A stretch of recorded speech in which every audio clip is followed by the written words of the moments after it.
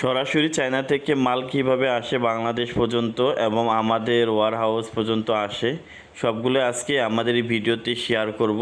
আপনারা দেখতে পাচ্ছেন এটা হচ্ছে চিটাগাং পোর্ট। চিটাগাং পোর্টে আমাদের দুইটা কার্গোতে লোড করছি।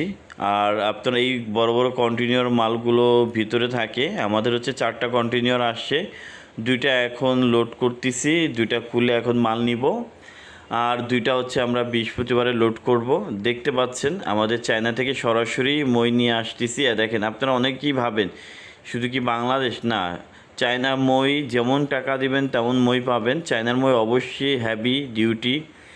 আর কারো যদি পাইকারি মই লাগে অবশ্যই আমাদের স্ক্রিনে দেওয়া নম্বরে যোগাযোগ করতে পারেন। পাইকারি খুচরা সব প্রকারই আমরা মাল দিয়ে থাকি। আমাদের দোকান নবাবপুর, চলে আসতে পারেন, সরাসরি ভিজিট করবেন। যে কোনো যত কন্টিনিউর মাল লাগবে আমাদের সাথে যোগাযোগ করতে পারেন।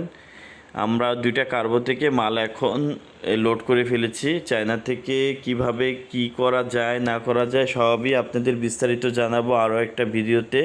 আপাতত সবাই